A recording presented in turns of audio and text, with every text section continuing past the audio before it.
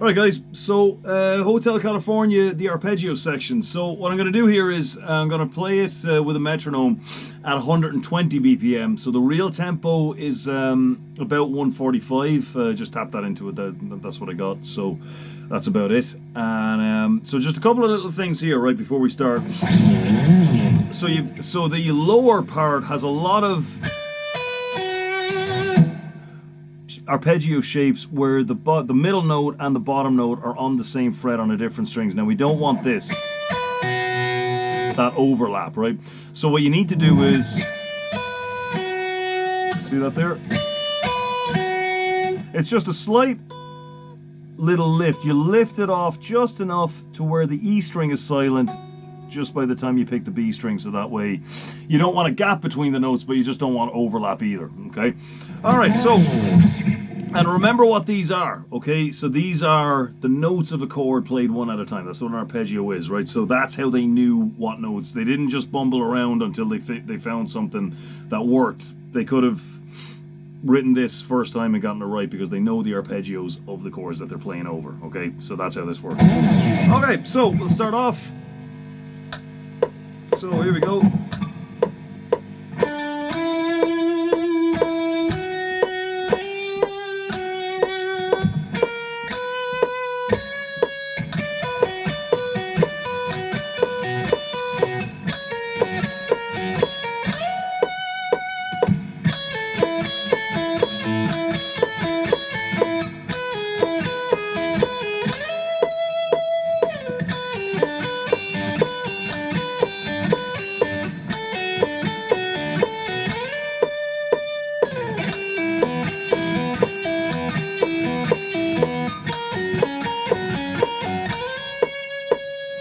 Repeat. Okay, so second part. Well, actually, I'll do that again. Okay, ready? So here we go. Take two.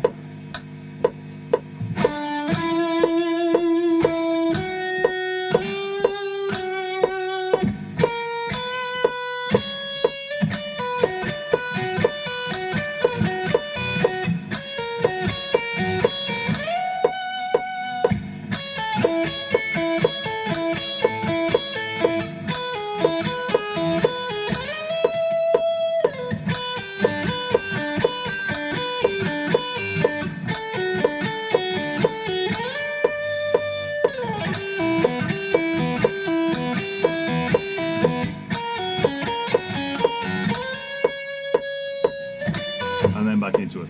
Okay, so next bit, we have, so,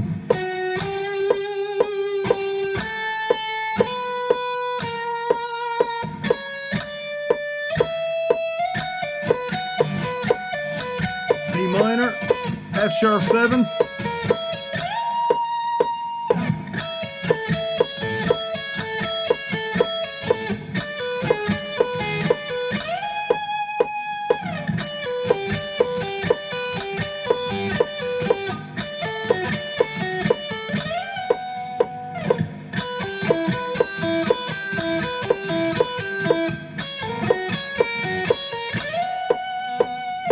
okay, so I'll just do that one more time. I'll call out all of them this time. All right. So here we go again. So we're coming up. So this note here on the run up on the lead in starts on the fourth beat of the bar. So you're going 1, 2, 3, 4, 1.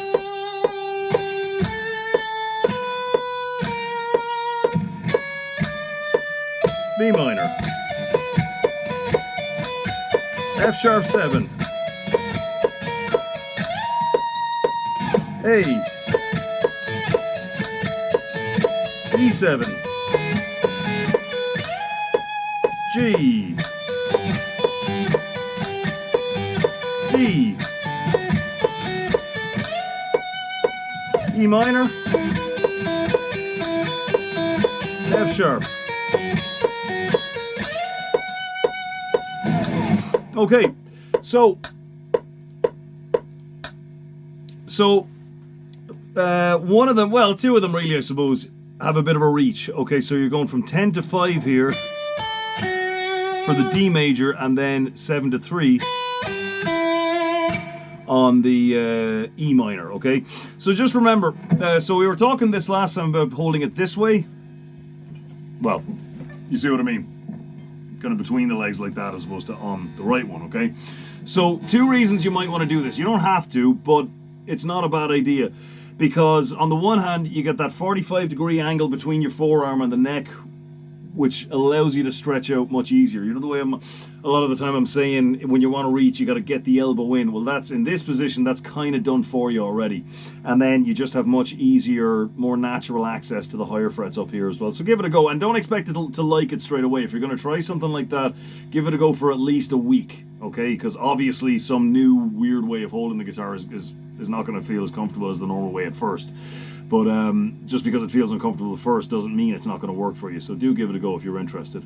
Other than that, when it comes to reach, get the thumb back, right? So when your thumb is up here, your hand kind of closes in like that. But you bring it out, and there's that fan shape, wide open, okay?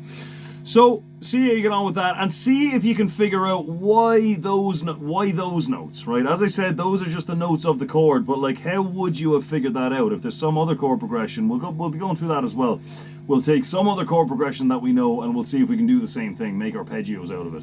And yeah, so, and as I was saying, I want you to play along with the real thing, okay? Now, what you can do as well is you can go onto YouTube and play it at 75. I think you can play it at whatever percentage speed that you want. Start at about 75 and then go up to 100 and just attempt after attempt after attempt, okay?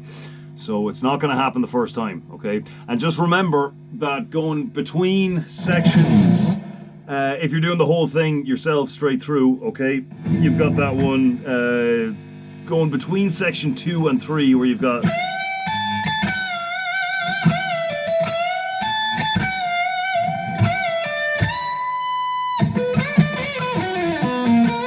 okay, so you're gonna have to miss those 2 overlap, okay? So you've got